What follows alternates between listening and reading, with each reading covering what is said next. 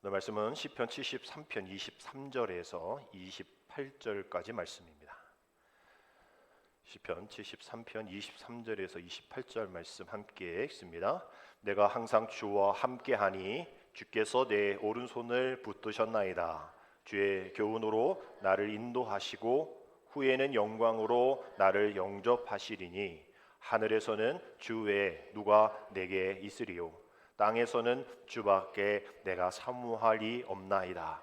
내 육체와 마음은 쇠약하나 하나님은 내 마음의 반석이시요 영원한 분기시라. 무릇 주를 멀리하는 자는 망하리니 음녀같이 주를 떠난 자를 주께서 다 멸하셨느니라. 하나님께 가까이함이 내게 복이라. 내가 주 여호와를 나의 피난처로 삼아 주의 모든 행적을 전파하리다. 아멘. 할렐루야. 우리 사순절 5번째 주가 되었습니다. 우리 사순절은 몇째 주까지 있죠? 6번째 주까지 있고 주일을 뺀 40일입니다. 이제 2주만 지나면 다음 주죠. 돌아온 주, 이번 주 말고 돌아온 주 고난 주간을 보내고 나면 이제 부활주일을 맞게 될 겁니다. 예수님과 함께 우리 사순절 마지막까지 십자가를 향하여 부활의 아침을 함께 기쁨으로 맞이하는 저와 여러분 되시기를 주님의 이름으로 축복합니다. 우리 한 주 동안 또 바쁘게 사셨다가 여기 오셨을 텐데 세상은 바쁜 것이 좀 미덕으로 여기는 그런 풍조가 있죠. 바쁨의 속도로 그 사람을 또 그 회사를 평가하기도 합니다. 바쁨의 이런 능력을 가지고 있는 사람을 또 되게 지켜 세우죠. 저분은 정말 바빠. 저분은 정말 많은 일들을 해. 반면에 아무 일이 없어서 가만히 있으면 저 사람 별 볼 일 없어. 이런 소리를 듣게 됩니다. 그러다 보니까 괜히 난 잠깐 쉬고 있는 건데 나는 재충전하고 있는 건데 저 사람들 왜 저럴까? 그런 얘기를 자꾸 들으면 또 괜히 내가 게으른가? 또 그러면서 또 죄책감이 들고 뭔가 또 해야 되겠다는 우리가 그렇죠. 휴가 가면 쉬어야 되는데 또 뭔가를 해야 되는 그래서 어디든가 가면 또 사진도 열심히 찍어야 되고 아침 일찍 일어나서 또 돌아다녀야 되고 휴가가 아닌 여행이 아닌 그런 모습들이 우리 안에 있습니다. 그래서 보면 우리가 어떤 방향보다 속도에 집중하고 있기 때문인 것이죠. 근데 문제는 여러분들 다 알다시피 이 속도 지금 이제 속도 시대잖아요. 앞서 말씀드린 것처럼 속도에 대한 사람 또 기업은 박수 받는 그런 시대이기 때문에 속도 이러니까 이게 방향에 대해서 잘 이렇게 신경을 안 쓰는 부분들이 있습니다. 근데 중요한 거는 이 방향이 잘못 잡혔을 때 속도까지 빨라버리면 더 큰 문제가 생기는 거죠. 거기에 그 방향까지도 내가 잘못 가고 있다는 것을 모르면 이게 더 큰 문제가 생기는 겁니다. 만약에 방향이 잘못되어서 바꿔야 될 그러한 방향성에 속도가 조금 더디면 금방 바꿀 수가 있죠. 그 속도에 집중하지 않기 때문에 내가 방향을 잘못 가고 있구나라는 것을 알고 돌이킬 수 있습니다. 지난주에 연애 정책 세미나에서 속초 갔다 왔잖아요. 지난 동문 모임이 있어서 저녁 때 속초 한번 갈 일이 있어서 원주를 들릴 일이 있어서 홍천 쪽에서 한번 잘못 빠진 적이 있었어요. 초행길이었으니까 금방 돌아서 나오면 되겠지 했는데 막 춘천까지 올라가더라고요. 거기를 다음에 조심해야 되는데 지난주에 제가 또 거길 또 걸린 거예요. 아침에 내비가 약간 이상한 티맵이 좀 이상했던 것 같아요. 근데 거기를 빠지면 한 30분 갔다 와야 되는 그걸 알기 때문에 잘못 들어왔구나. 그래도 이렇게 돌아올 수 있는 그런 일들이 있었죠. 그러다가 또 학교 앞도 스쿨 좀 걸려가지고 지금 5만 얼마 내라고 또 날라오기도 하고 괜찮아요. 그래도 바로 바꿀 수 있었으니까. 근데 문제는 뭐예요? 내가 잘못 가고 있는지를 모르는 거예요. 한참 가고. 제가 전에 학교 다닐 때인가 아마 시험 때였나? 저는 이제 인천 살았을 때 수원이 학교였잖아요. 협성이 수원이니까 이제 구로나 그쪽에서 갈아타야 되는데 제가 딴 생각해가지고 시험 날 저기 서울까지 올라가지고 내려야 되는데 그런데도 불구하고 내가 잘 가고 있다고 생각한 거죠. 벌써 막 이상한 데가 들리는 거예요. 구로가 들려야 되고 신도림이 들려야 되는데 모르는 데가 들리는 거죠. 나중에 알고 겨우 가서 시험 치었나? 아마 이랬을 거예요. 그게 문제인 거죠. 잘못 가고 있다는 것을 빨리 알면 그 다음 수정할 수 있는 그런 기회가 생길 텐데 너무 빠르게 가다 보니까 내가 잘못 가고 있다는 것을 잘 모르는 거예요. 그리고 뭐 톨스토이 단편 소설에 보면 한 농부에게 너가 갈 수 있는 만큼 가면 그 땅 다 주겠어라는 제안을 하는데 단 해가 지길 때까지 여기 도착할 때까지야 뭐 이렇게 얘기했는데 어유 뭐 가는 밟는 땅이 다 자기 땅이니까 얼마나 좋아요. 그래서 쉬어야 되는 시간에 쉬지도 않고 물 먹을 시간에 물도 먹지 않고 막 달려간 거예요. 좀만 더, 좀만 더, 좀만 더. 이제 돌아서 갈 때가 됐는데 더 좋은 땅이 보이는 거예요. 그래서 거기까지 갔다가 안 되겠다. 이제 돌아오는 그 과정 속에 지치고 탈진되어서 바로 앞에서 이제 죽었잖아요. 결국은 자기가 가질 수 있는 땅은 자기의 어떤 묘지에 있는 한 평밖에 되지 않는 그러한 땅이었다. 뭐 이런 그런 것을 통해서 그런 이야기를 통해서 우리의 어떤 잘못된 방향이 삶의 어떤 불균형을 또 불행을 또 돌이킬 수 없는 그러한 것을 야기시킨다. 뭐 이런 교훈의 이야기였을 겁니다. 영국 사람들은요, 밥 한번 먹읍시다 이렇게 우리도 그런 인사말 많이 하죠. 어떤 사람은 뭐 언제 몇 시에 막 물어보는데 대충 우리 인사말이 밥 한번 먹읍시다 이렇게 얘기하잖아요. 근데 영국 사람들은 그렇게 대답한대요. 길이 열리면요. 뭐가 열리면요? 길이 열리면요라고 얘기를 한대요. 정말 우리가 하나님의 은혜 안에서 그 길, 그 방향 때로는 우리도 그 농부같이 세상 속에서 더 많이 더 풍족하게 더 기쁨으로 그 속도를 내면서 잘못된 방향으로 가고 있는데 그 영국의 인사말처럼 우리 믿음의 사람들은 그 앞에 하나가 더 붙여야죠. 길이 열리면요 앞에 하나님께서 길을 열어주신다면요 이렇게 되어지는 거예요. 어쩌면 우리가 서로 인사하고 이거 어떻게 될까요? 오늘의 계획은 어떻게 될까요? 우리 지난주에도 우리 전도대에 우리 나가서 전도했잖아요. 전도가 될까요? 우리는 불평도 하고 미리 겁도 내고 뭐 그러지만 우리가 그럴 때마다 뭐라 얘기할 수 있을까요? 하나님께서 길을 열어주신다면 전도 잘 되겠죠.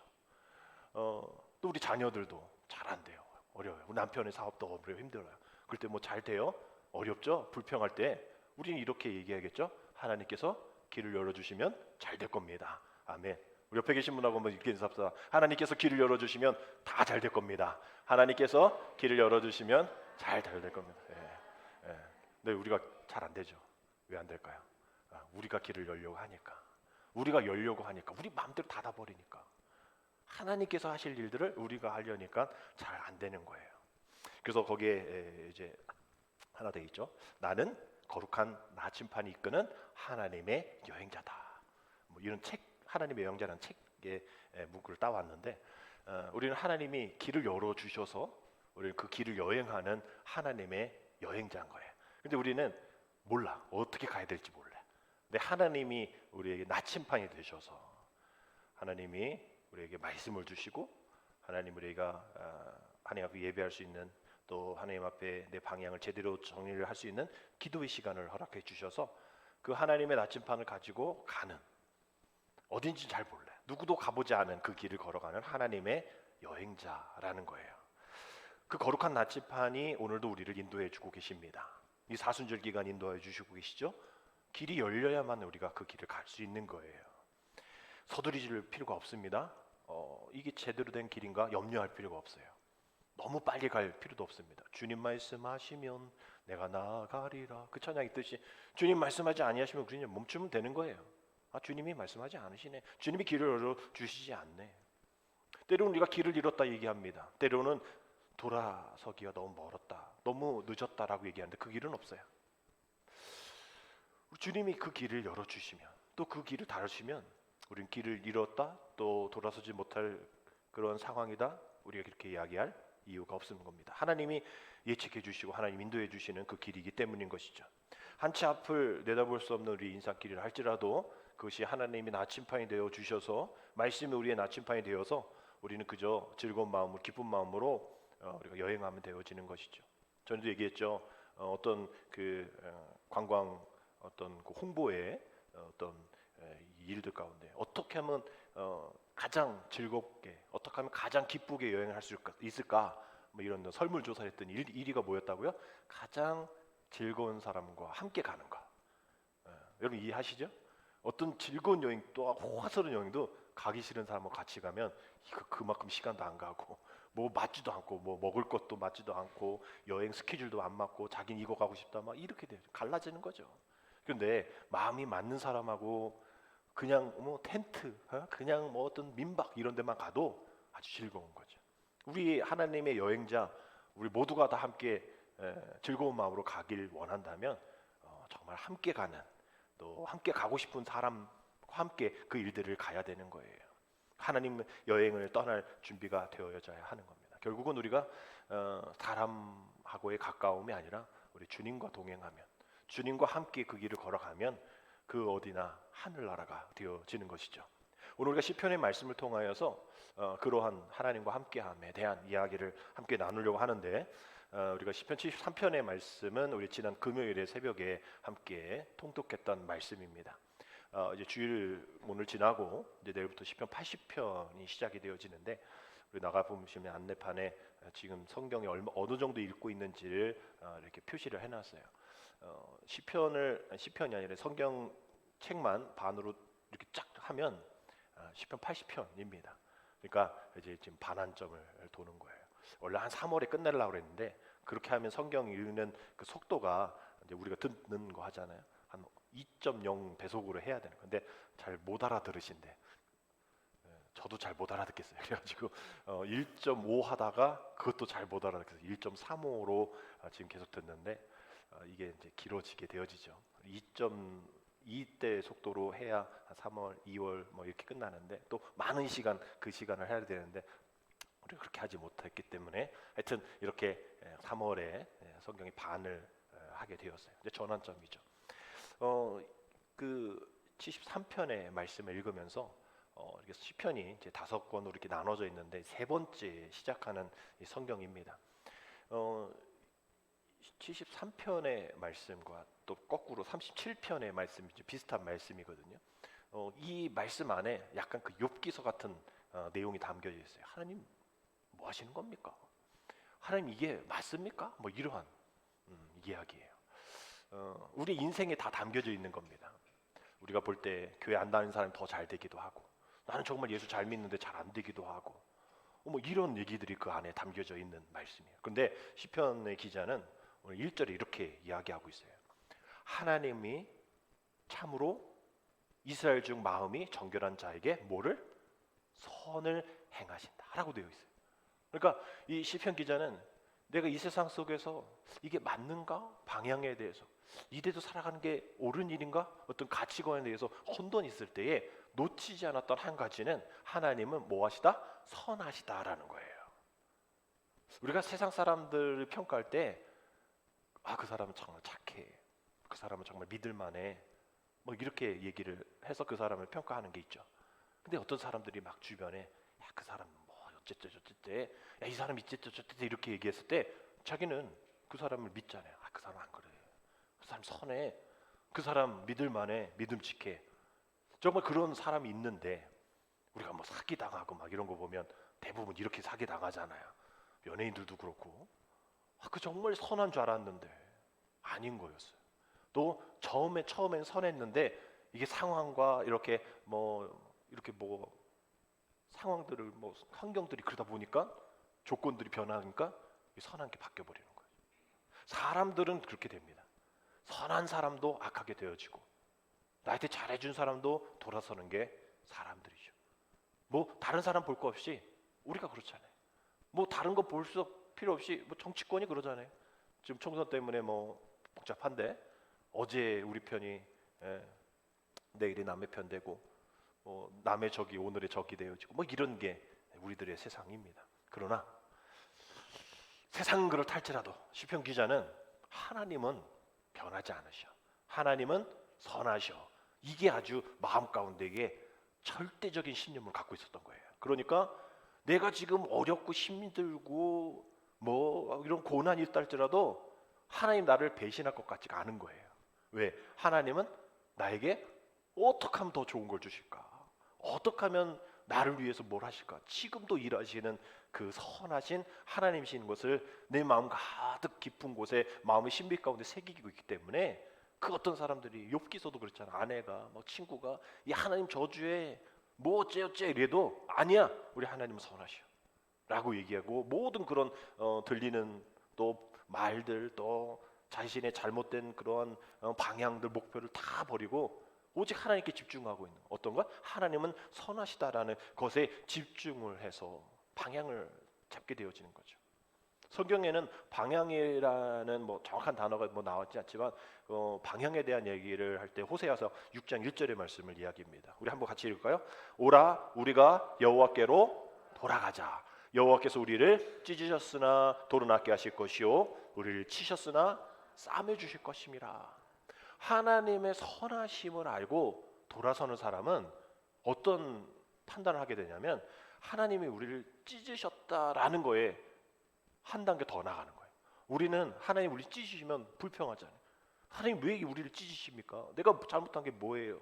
그러나 하나님께 방향을 전하고 하나님 선하시고 하나님 나에게 더 좋은 것을 주시겠다고 그것을 마음 가운데 신비 가운데 새긴 사람은 우리가 하나님 앞에 찢겨지는 일이 있다 할지라도 어떻게 나간다고요? 도로 낫게 하실 것이다라는 그 믿음이 있는 거고, 또 우리를 치실 때 하나님 왜 나를 치십니까? 저 사람 쳐야지. 내가 왜 이렇게 하나님의 매를 맞아야 돼요? 내가 잘못한 게 뭐예요? 라고 불평하는 것에서 끝나는 것이 아니라 우리를 싸매 주실 것이다. 부모의 마음, 회초리를 들어도 그 회초리에서 끝나는 것이 아니라 그 맞은 자국, 뭐 여러분 한 번도 안 맞아 보신 것처럼 쳐다보시는데 회초리 맞으면 거기에 뭐 후시딘도 발라주고 그랬잖아요. 어머니가 아버지가 뭐 때리기도 하시면서 밥 차려 주셨잖아요.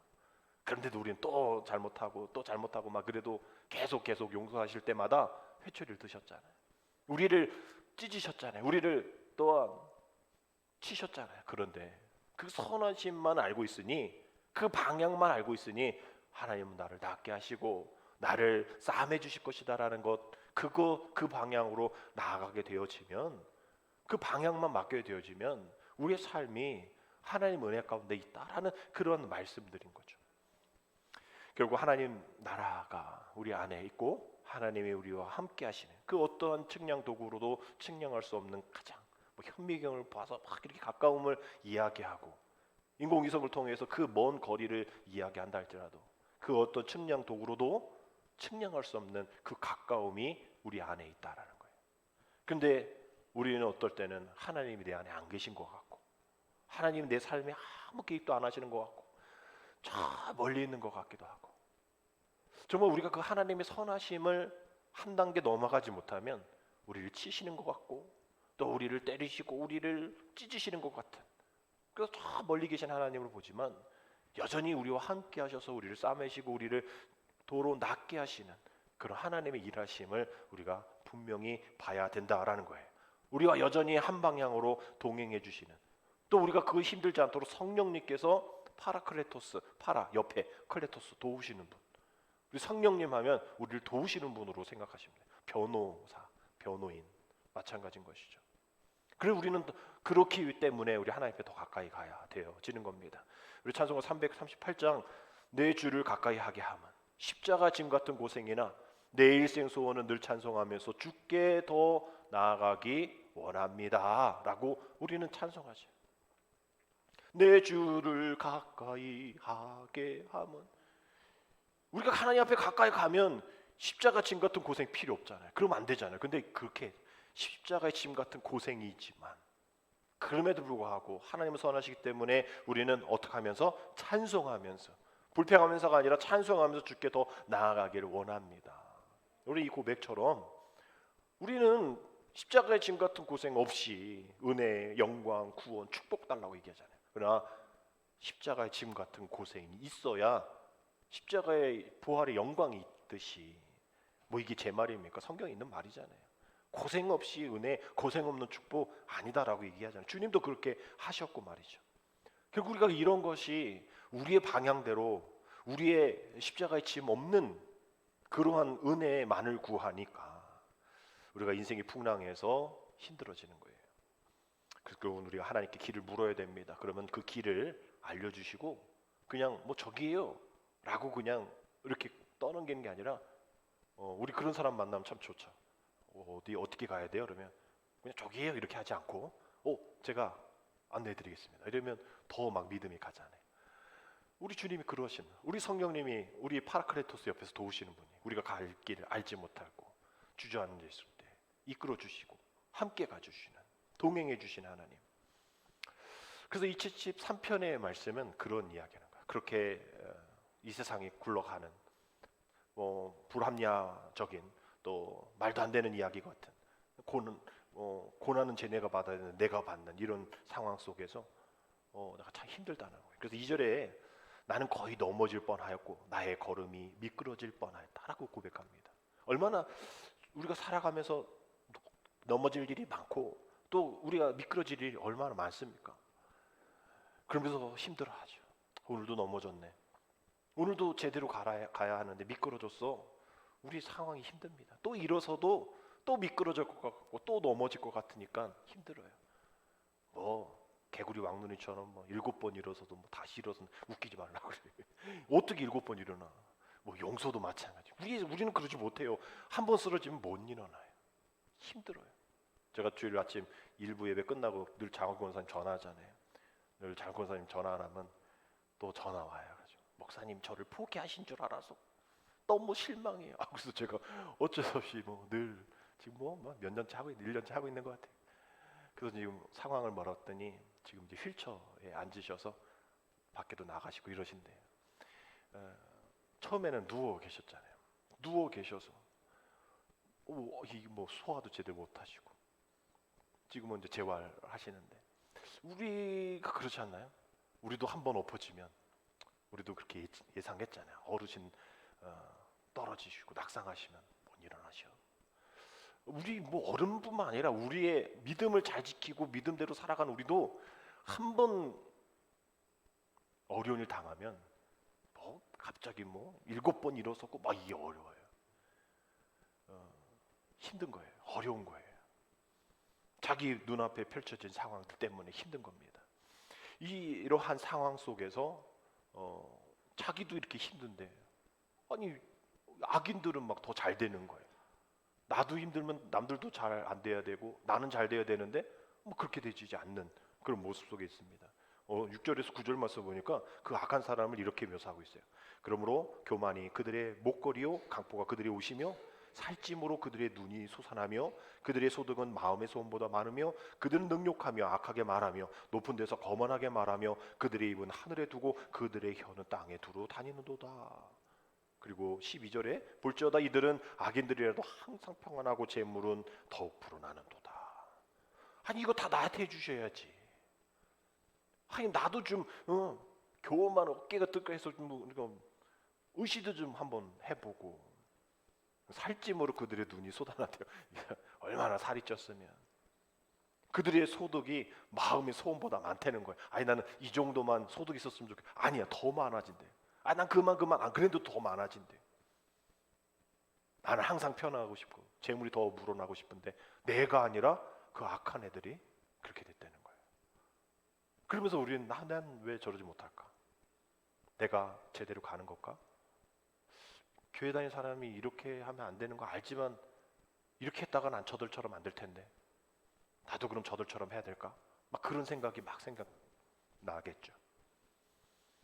그래서 이제 이런 고백을 하는 거예요. 그런 마음은 있지만 하나님의 선하심을 깨닫고 내가 방향을 이렇게 잡으면 안 되지. 그런 마음으로 17절에 이렇게 얘기합니다. 함께 읽겠습니다.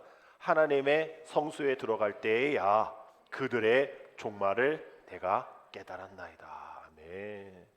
이게 뭐예요? 하나님의 성소에 들어가서 뭐예요? 그냥 놀러 들어가요? 아니죠. 기도하고 예배하고 말씀 듣고 하나님과 가까이 할 때에야 그들의 종말이, 내가 부러워하는 그들의 종말이 그게 아니구나라는 것을 깨닫게 되어지고 내가 알 수 없는 그 종말, 내가 알 수 없는 그 결말. 지난주에 왜 염려하냐라고 얘기했을 때 내가 그 앞에 대한 일들을 통제하지 못하기 때문이라고 했잖아요.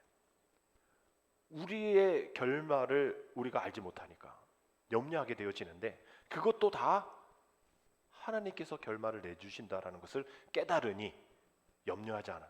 그것을 깨달으니 남이 부럽지 않은 거예요. 그러니까 오늘의 말씀의 제목처럼 결말을 미리 보는 성도가 되어야 염려하지 않게 된다는 거예요. 어디에서? 성소에서. 성소에서 결말을 당겨보는 성도가 되어져야 한다라는 말씀이 17절에 나와 있는 거예요. 그러니까 우리가 염려할 필요가 없다라는 것이 아까 말씀드린 것처럼 힘들고 어려운 건 사실이지만 우리가 결말을 알지 못하니 또 부정의 결말이 있을 것 같으니 염려하고 두렵지만 우리 하나님은 선하시기에 변함없으시기에 우리 실수하지 않으시기에 우리를 버리시지 않게 그 사랑도 이 세상에 그 어떤 것도 그 하나님의 사랑 안에 끊을 수 없다라는 그러한 고백 가운데에 우리가 나아가게 되어지면 우리의 결론, 우리의 결말을 미리 볼 수가 있겠죠. 그래서 이것이 선취 신앙이라고 그러죠. 아직 없지만 하나님 우리에게 허락하여 주심을 감사합니다. 아직 없어. 아직 이루어지지 않았어요. 아직 부흥이 없어요. 그래서 우리가 기도하시는 분도 또 우리가 함께 기도할 때도 아닌 것만 자꾸 얘기하지 말고 우리가 아직은 아니지만 그렇게 된 줄 믿습니다. 우리가 기도해야 되는 거예요. 그래서 기도하실 때 또 저를 위해서 또 많이 기도해 주시잖아요. 우리 목사님이 또 은혜 안에 또 말씀 충만, 성령 충만, 사랑 충만하게 해주셔서 그러지 못하죠. 그런데도 여러분들이 그렇게 된 줄 믿고 기도하시잖아요. 저도 마찬가지로 우리 교회가 부족하고 연약하고 또 그렇지만 그 현상 바라보지 않고 하나님의 결말, 하나님의 결론을 생각하면서 하나님의 하실 일을 기대하면서 불평하지 않는 그런 마음으로 살아가는 저와 여러분들이 되어야겠죠. 그래서 결국 그러한 일들 가운데에 시편 73편 23절에서 이렇게 마지막 통해서 결론을 하면서 이렇게 얘기합니다. 내가 항상 주와 함께하니 주께서 내 오른손을 붙드셨나이다. 이렇게 오늘 말씀 시작을 하고요. 본문 시작하고 마지막 28절에 이렇게 되어 있죠. 하나님께 함께 있습니다. 하나님께 가까이 함이 내게 복이라. 내가 주 여호와를 나의 피난처로 삼아 주의 모든 행적을 전파하리이다. 아멘. 내가 항상 주와 함께 하니까 주님께서 내 오른손을 붙드셨어요. 그러면서 우리의 시작은 그렇게 해야 되고 우리의 결론은 하나님과 함께 해야 될 이유는 그것이 내게 복이기 때문입니다. 라는 거죠. 그래서 내가 어려울 때 피난처가 되시고 그 일들로 인해서 내가 주의 복음을 전하는 복음의 사도가 되어줄 수 있도록 나를 사용하십니다. 우리가 이렇게 하나님 가까워지는 것이 얼마나 복인가라는 것을 깨닫게 됩니다. 근데 쉽지 않은 일이죠. 어려운 일일 거예요.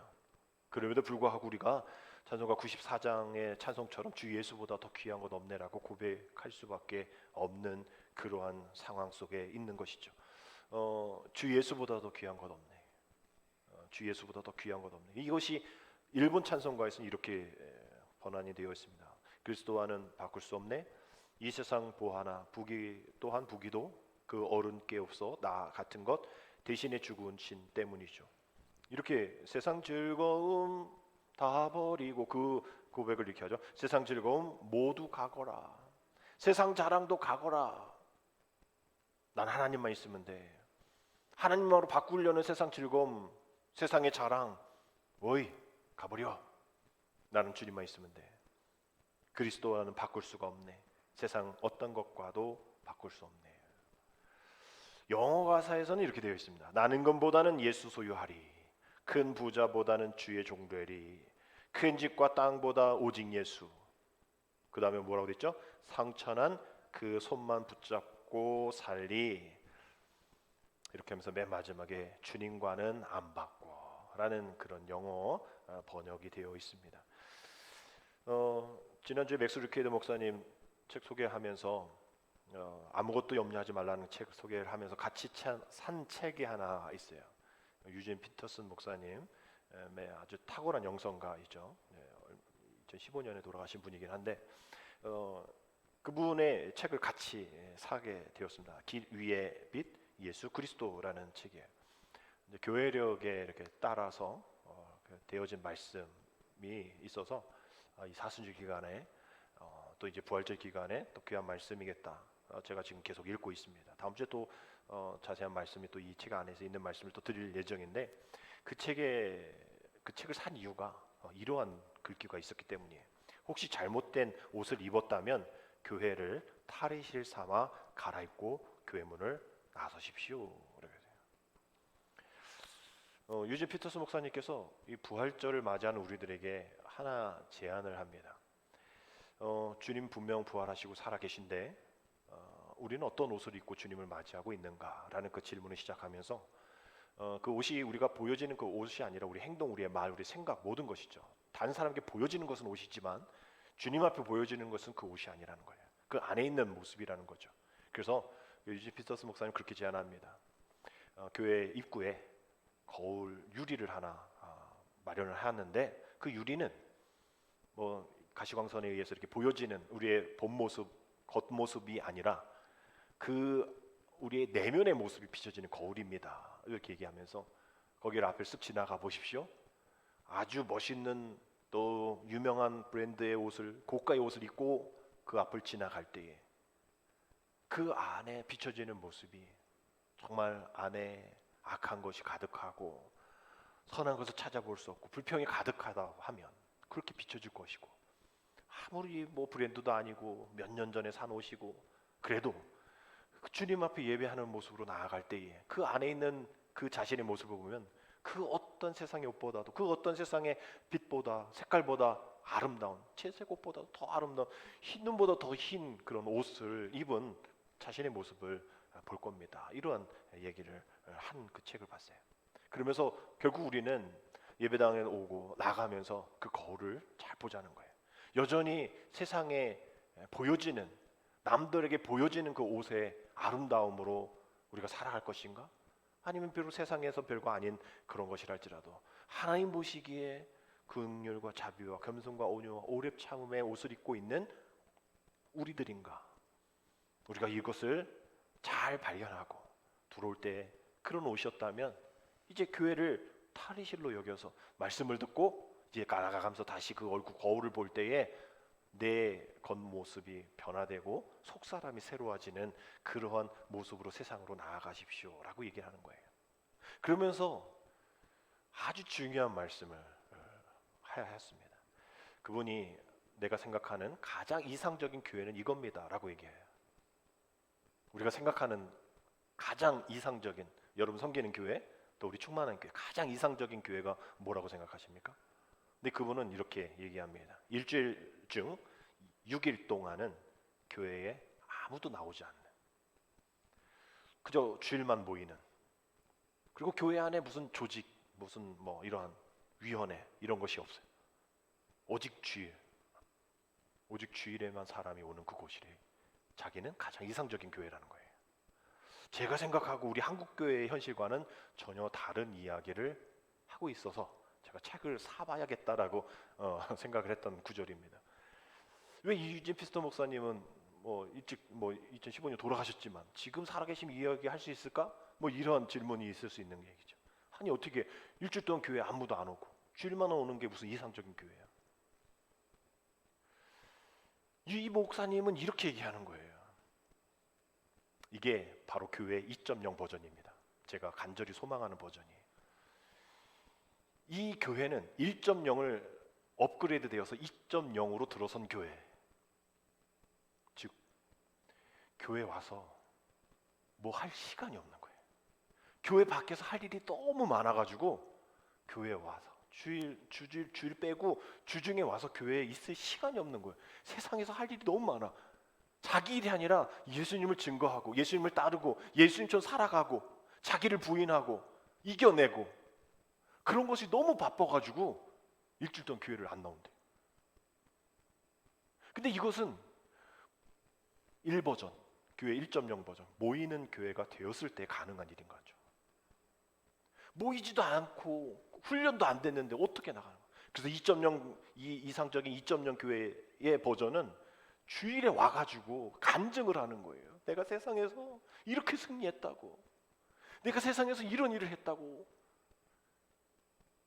내가 한 게 아니라 하나님이 이렇게 하셨다고, 하나님이 하셨어요, 하나님 하셨어요 라고 자기 또 부족한 것을 고백하고 채우고 다시 한번 하나님의 은혜 가운데 자유로워지고 다시 훈련받고 다시 나가서 세상에서 교회 올 시간이 없을 정도로 세상에서 하나님의 나라를 선포하는 일이 다시 시작되어지는 그 주일은 필요하다는데 우리는 어떤가? 지금 우리 한국교회 2024년의 한국교회는 어떤가?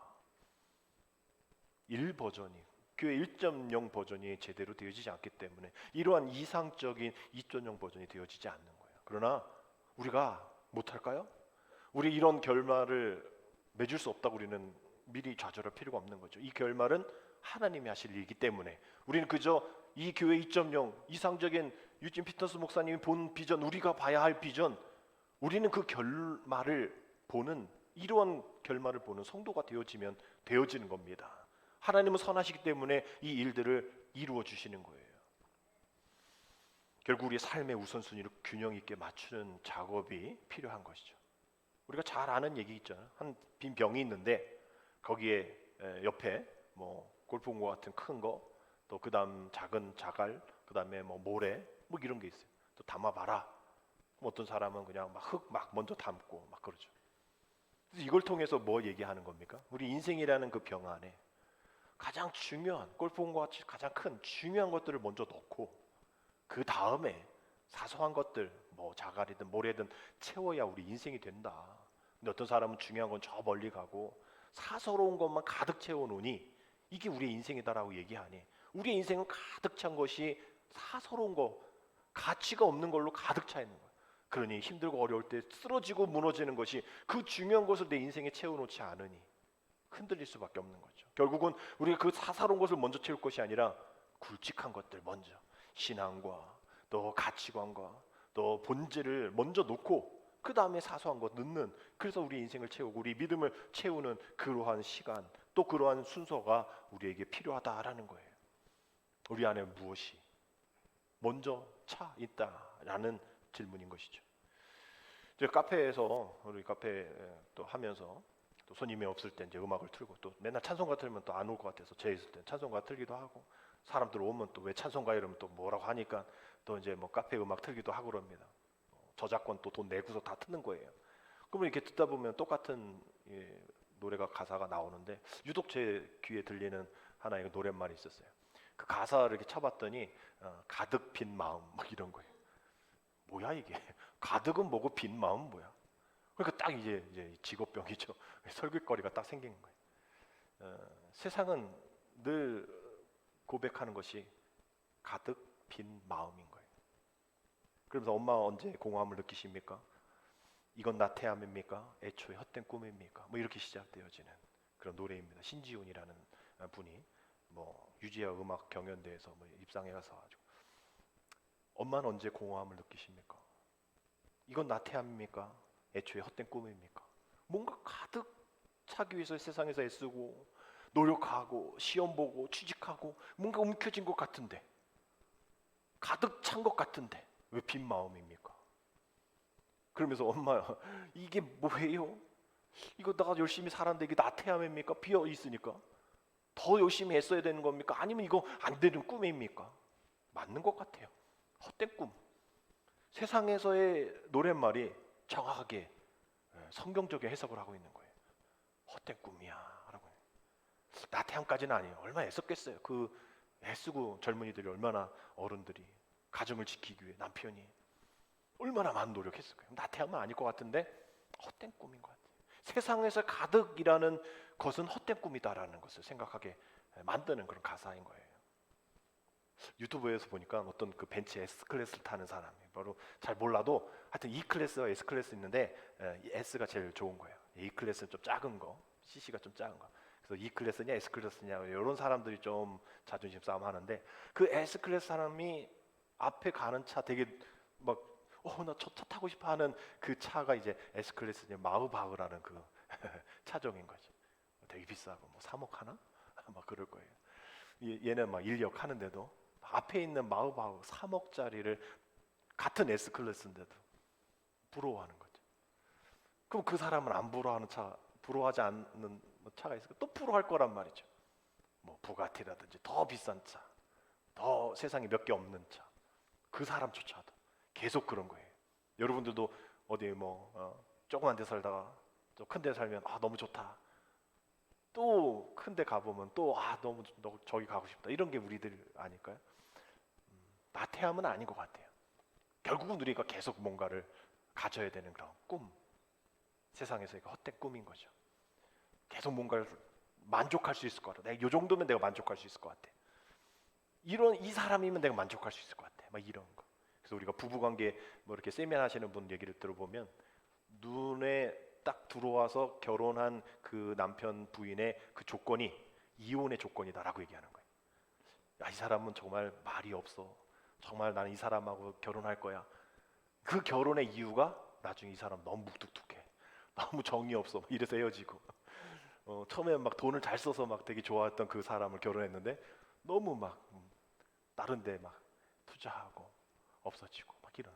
그러니까 결혼의 조건이 이혼의 조건이다. 이렇게 얘기를 하더라고요.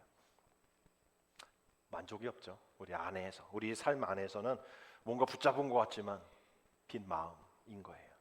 손에 쥐려고 애썼던 것, 잡은 것 같다고 생각했던 것 펼쳐보면 다 빈 거입니다.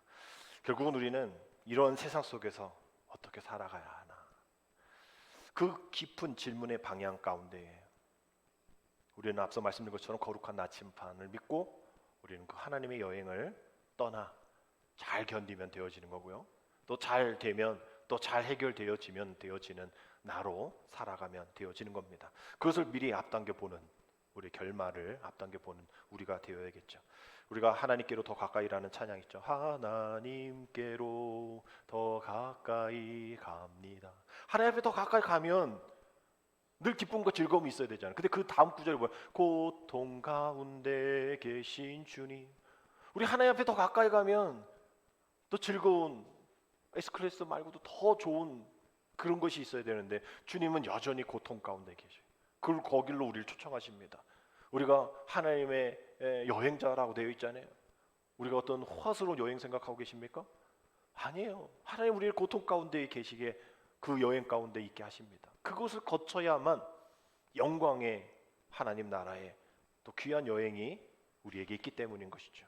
어쩌면 이러한 모든 조건, 이런 모든 것들 우리의 삶 가운데에 끝이라 생각하지만 우리는 주님이 모시는 그날 그 영광 가운데 가야 되는, 어쩌면 우리 살아가는 이 모든 우리의 인생에 어쩌면 고통일 수밖에 없는 그러한 상황 속에 있겠죠. 사순절 다섯 번째를 보내면서 과연 우리는 어떤 방향으로 여전히 계속 가득 빈 마음으로 살아가서 헛된 꿈을 꾸며 살아갈 것인지, 아니면 우리가 주님이 선하심을 믿고 우리가 성소 안에서 하나님의 결말을 우리가 알아서 그 결말을 대로 또 그것을 믿으며 어떤 우리의 상식대로 또 우리 방향대로가 아닌, 우리 경험대로가 아닌, 우리의 불평과 원망 속에서 살아간 우리가 아닌, 오직 주님이 우리를 선하심으로 이끄셔서 주의 오른손이 우리를 붙잡아 주셔서 주님께 함께함이 우리가 복이다라는 것을 믿으면서 우리가 다시 한번 사순절 다섯 번째 주간을 보내게 되어지면 우리 어떠한 염려, 불안, 또 쓰러짐, 또 흔들림, 방향 없음이 다시 한번 하나님 앞에 집중되어서 올바른 방향, 또 올바른 속도, 올바른 가치관으로, 올바른 우선순위로 하나님 앞에 나아가는 온전한 믿음의 성도가 다 되리라 믿습니다. 그러한 믿음으로 은혜 안에 성장하는 저와 여러분 되시기를 주님의 이름으로 축복합니다. 기도드립니다. 주님, 끝까지 인내하며 승리하기를 원합니다. 오늘 이 시간 하나님께로 방향을 잡는 새로운 인생, 새로운 그 인생을 살아가는 그 마음, 또 견고한 믿음의 반석 되어 주시고 피난처가 되어 주신다는 그 결론을 미리 바라보며 살아가는 우리 되어 줄 수 있도록 속히 돌아오게 하여 주옵소서. 속히 다시 한번 믿음으로 성장하게 하여 주시어서 다시 한번 항상 감사하며 승리하며 염려하지 않으며 주님이 걸어가셨던 그 고난의 길을 주님과 함께 찬양하며 걸어가는 우리 되게 인도하여 주옵소서. 예수님의 이름으로 감사하며 기도드립니다. 아멘.